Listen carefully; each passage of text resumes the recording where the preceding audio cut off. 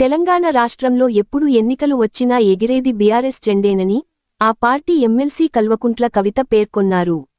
పెద్దపల్లి జిల్లా BRS party కార్యాలయంలో నిర్వహించిన ముఖ్య కార్యకర్తల సమావేశంలో పాల్గొని నాయకులకు దిశానిర్దేశం చేశారు.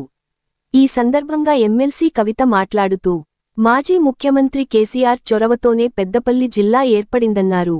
పెద్దపల్లి జిల్లాలో అభివృద్ధి చేసే క్రమంలోనే కేసీఆర్ రామగుండంలో మెడికల్ కాలేజీ మంజూరు చేశారన్నారు.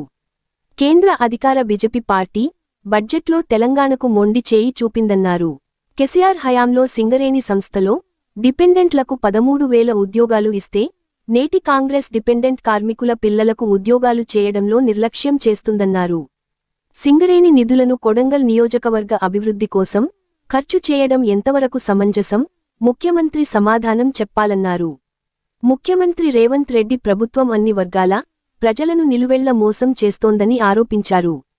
కాళేశ్వరం ప్రాజెక్టును 50 మంది స్పెషలిస్ట్ ఇంజనీర్ల బృందం పరిశీలించి వరదలను తట్టుకోగలదని ధృవీకరించారు. అయినప్పటికీ అధికార కాంగ్రెస్ పార్టీ ప్రాజెక్టు గురించి పట్టించుకోకుండా కట్టిన కేసీఆర్ పై బురద జల్లుతున్నారన్నారు. కాంగ్రెస్, బీజేపీ రెండు పార్టీలు లోపాయికారి ఒప్పందంతో పనిచేస్తున్నాయని, కాంగ్రెస్ బీజేపీలు దొందే అన్నారు.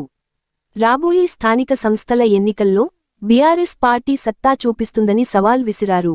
రాబోయే సింగరేణి ఎలక్షన్లలో కూడా మళ్లీ టీబీజీకేఎస్ పార్టీ ఘనవిజయం సాధిస్తుందని ఆశాభావం వ్యక్తం చేశారు.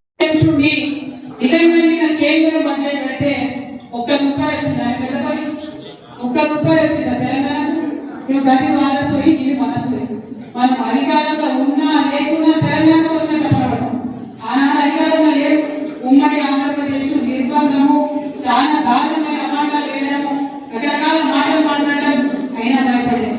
ఇవాళ అధికారంలోకి లేకపోవచ్చు, కానీ ఖచ్చితంగా రాబోయే ఎన్నికలలో మళ్ళా ఎగిరేది గులాబీ జెండానే, మళ్ళా పెద్దపల్లి నిండా గులాబీ జెండా అయిపోతుందని చెప్పి సగర్వంగానే ప్రకటిస్తాం.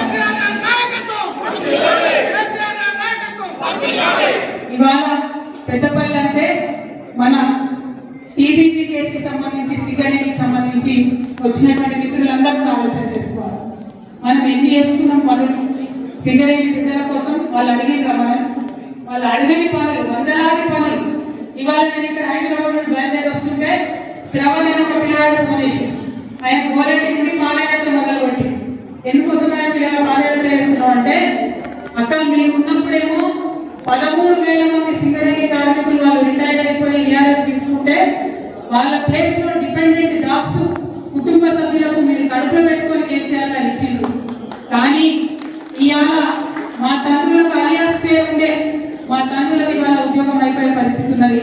డిపెండెంట్ గా మాకు పిల్లలకు కావాలంటే ఆ అలియాస్ పేర్ల పరీక్షలు కూడా పరిస్థితిని కూడా సవరించేటటువంటి పరిస్థితి కాంగ్రెస్ పార్టీకి లేదు. ఇవాళ అక్కడ 200-300 మంది యువకులు చేరి పాదయాత్ర చేసుకుంటూ పోతున్నారు. వాళ్ళకు హక్కు కేసీఆర్ పెట్టిండు, డిపెండెంట్ ఉద్యోగం అనే హక్కు. ఆనాడు చంద్రబాబు నాయుడు గారు ఇదే ఎర్ర జెండా పార్టీ వాళ్ళు అందరు కలిపి తీసేస్తే కేసీఆర్ గారు పెట్టిండు. 13,000 మందికి ఉద్యోగాలు ఇచ్చేటప్పుడు మనం చూసి చూడనట్టుగా పోయినాం. అలియాస్ పేరుంటే అధికారులకు చెప్పినాం, ఇబ్బంది ఏం లేదు, చుట్టుపక్కల కనుక్కోండి, సోషల్ ఆడిట్ చేసుకోండి, వాళ్ళ వారసులను తెలిస్తే తక్షణం ఉద్యోగం ఇవ్వాలని చెప్పినాం. కానీ ఇవాళ ఆ పరిస్థితి లేదు. మానవత్వం ఉన్న సర్కారు కాదు. కానీ ఇదే ముఖ్యమంత్రి రేవంత్ రెడ్డి ఇదే మైండ్ల మీద ఇదే సింగరేణి టోపీ పెట్టుకొని ఏం చెప్పిండు అన్నాడు, ఏమయ్యా కేసీఆర్ గారికి అలియాస్ చెప్పేది, అలియాస్ పేరు మార్చే తీరిక లేదా అన్నాడు. మేము కాయిదాలలో మార్చలే, జీవితాలు మార్చినాం. మేము కాయిదాలలో ఆడలే, పని చేసి చూపించినాం. మీలాగా మాటల పూజలు కాదు, మేము పని చేసి చూపించినాం. ప్రతి ఒక్క సింగరేణి బిడ్డకు తెలిసి వాళ్ళ ఫ్రీ కరెంట్ ఎట్లా వచ్చిందో, ఏమేమి లాభాలు జరిగినాయో, ఎన్ని లోన్లు ఇచ్చినామో. సింగరేణిలో ఇవాళ ఏం జరుగుతుందండి, సింగరేణిలో చాలా మంది పిల్లలు ఐఏఎస్ ఐపీఎస్ కోచింగ్ పోతుంటారు. కానీ సింగరేణి డబ్బులు తీసుకుపోయి రాజీవ్ గాంధీ గారు పేరుతో పెట్టినటువంటి రాష్ట్ర స్థాయి ఏదో పథకానికి ఇస్తారు. కానీ సింగరేణి డబ్బులు ఇవాళ సింగరేణి బిడ్డలకు చెందుతలేవు. ఇవాళ ఇక్కడ సింగరేణిలో పెద్దపల్లిలో ఇక్కడిక్కడ జిల్లాలకు జరగాల్సినటువంటి రావాల్సినటువంటి డిఎన్ఎఫ్టీ ఫండ్ ఎక్కడికి పోయింది, కొడంగల్కి పోయింది. ఇక్కడనేమో బొగ్గు బిడ్డలు మీరు బొగ్గు తవ్వాలి, చెమట పడవాలి, నెత్తురు పడవాలి. దాని డబ్బులేమో కొడంగల్ ముఖ్యమంత్రి గారి నియోజకవర్గానికి అక్కడికి పోయి మీరు ఆలోచన చేయండి. మరి మనం అధికారంలో ఉన్నప్పుడు అనేక మాటలు మాట్లాడి ఇవాళ ఒక్కదానికైనా పరిష్కారం చూపించిందా? సింగరేణిలో కార్మికులందరూ ఉన్నారు, మీకు తెలుసు. బోనస్ ఎంత ఉండే 12 నుంచి 16% మధ్యలో ఇచ్చారు అంతకుముందు. అదే కేసీఆర్ గారు అధికారంలోకి వచ్చిన తర్వాత అంచెలంచెలుగా పెంచుకుంటూ 30% వరకు బోనస్ ఇచ్చాం, 32 వరకు బోనస్ పెంచాం. అంటే మనం 32 అన్నమంటే బాజప్తా ఖాతాలో 32% పడ్డాయి. ఇక వీళ్ళేం చేస్తున్నారు? కేసీఆర్ 32 అన్నదా, మేము 33% ఇస్తామని ప్రకటించారు. కానీ ఎంత వచ్చింది? 16-15% కూడా రాలేదు. అంటే అబద్ధాల సర్కారు, మోసపూరితమైన సర్కారు. నిన్నేమన్నారు ముఖ్యమంత్రి? ఇగో జనవరి చెప్పేసి 26 చెప్తున్నా, రాజ్యాంగం మీద ప్రమాణం చేసి చెప్తున్నా, రాత్రి కల్లా రైతుల ఖాతాలలో టింగ్ వస్తాయని పడ్డాయని. ఎక్కడైనా పైసలు మండలానికి ఒక ఊళ్ళో పడ్డాయి. ఇక వీళ్ళగా కేసీఆర్ అసెంబ్లీకి రావాలి. ఎందుకోసం రావాలి?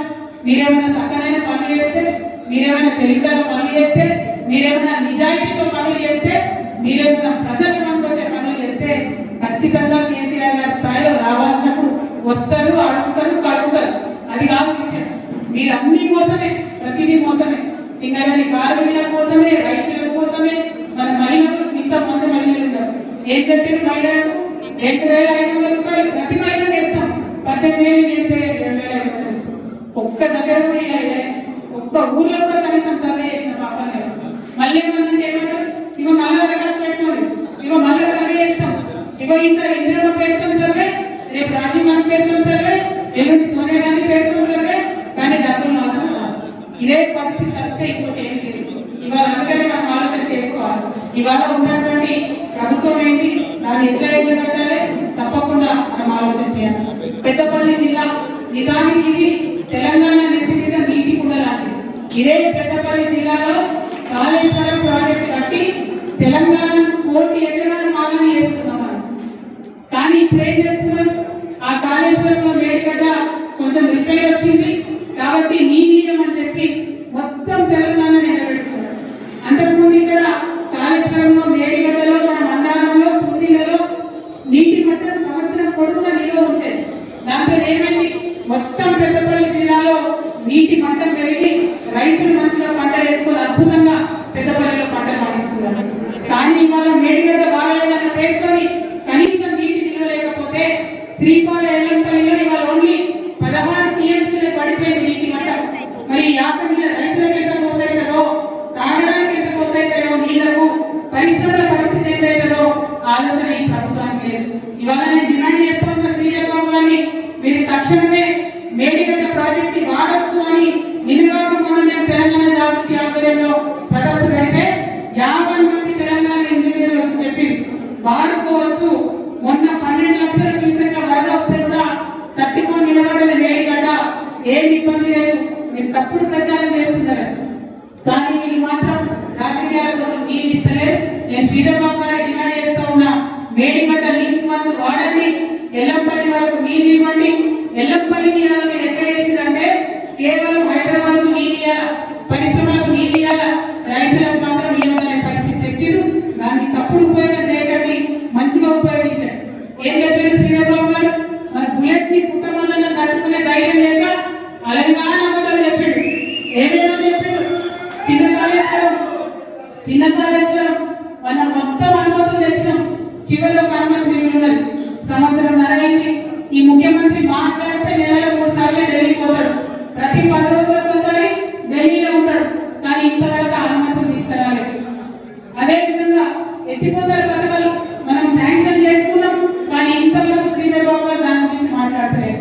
ఈ ప్రాంత రైతుల మీద శ్రీధర్ బాబు గారికి కానీ కాంగ్రెస్ పార్టీ కానీ చిత్తశుద్ధి లేదన్న విషయం మనకు మాటి మాటికి రుజువైతా ఉంది. కాబట్టి పెద్దపల్లి ప్రాంత రైతాంగాలంతా కూడా నేను కోరుతా ఉన్నాను, మీరు తప్పకుండా నిలదీయాలి. మరి పెద్దపల్లిలో కూడా మన బావి ఏదైతే ఉంటుందో, సేమియా బావి ఏదైతే ఉంటుందో దానికి కాళేశ్వరం లింక్ కెనాల్ పెట్టుకొని నీళ్ళు ఇచ్చినాం మనం ఈ రోజు. దాని కింద రైతులకు నీళ్ళు ఇచ్చినాం. కానీ ఇవాళ పైన సంవత్సరం లింక్ కెనాల్ నీళ్ళు ఎక్కబెట్టి ఈ సంవత్సరం కూడా ఇంతవరకు నీళ్ళు ఇచ్చేటటువంటి ఆస్కారం కనబడతలేదు. ఇట్లా ప్రతి నియోజకవర్గంలో వివక్షతో కూడిన పాలన జరుగుతున్నది, పగలతో ప్రతీకారంతో పాలన జరుగుతున్న తప్పితే నిజాయితీతో తెలంగాణ మీద పాలన జరుగుతుంది. మీరు చూసి నిన్ననే బీసీ రిజర్వేషన్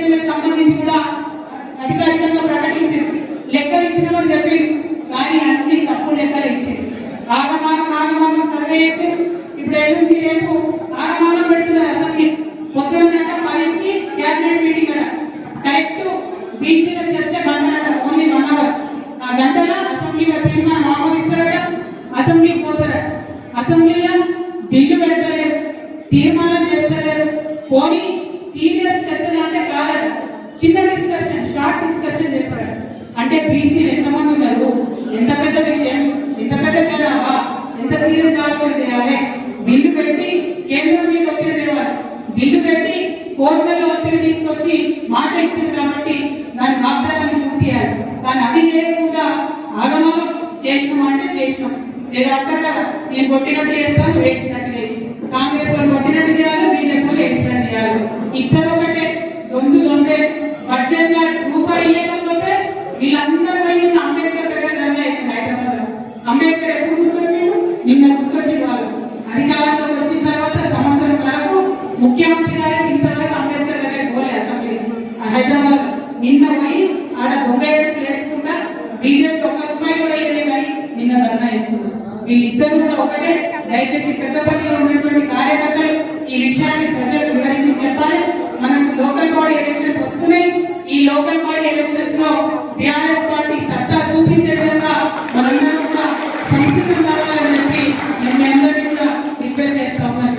మరి ఇక సింగరేణిలో తొందరగానే ఎన్నికల సైన్ మోగుతుంది. మోగినప్పుడు మళ్ళా వారం గుర్తుదే హవా అవుతుంది. ఎట్ ఎనీ కాస్ట్ గడియాలపై వర్గం వారం గుర్తుదే మళ్ళా మనకు హవా అవుతుంది అనే విషయాన్ని మీ అందరికీ తెలియజేస్తా ఉన్నాను. ఎందుకంటే మనం ఇచ్చిన వాగ్దానాల కన్నా ఎక్కువ చేసిన తప్పితే సింగరేణి కావచ్చు, ప్రజల విషయాలు కావచ్చు, ఎక్కడ కూడా మనం తక్కువ చేయలేము. కాబట్టి మళ్ళీ టీపీజీకేఎస్ కి, టిఆర్ఎస్ కి మనందరూ కూడా మంచి రోజులు వస్తాయని మీ అందరికీ తెలియజేస్తూ, మరి వేదిక మీద హాజరైనటువంటి ఉన్నటువంటి ప్రతి ఒక్క కార్యకర్తకు, ప్రతి ఒక్క నాయకుడికి కూడా హృదయపూర్వకంగా శుభాకాంక్షలు. జై తెలంగాణ.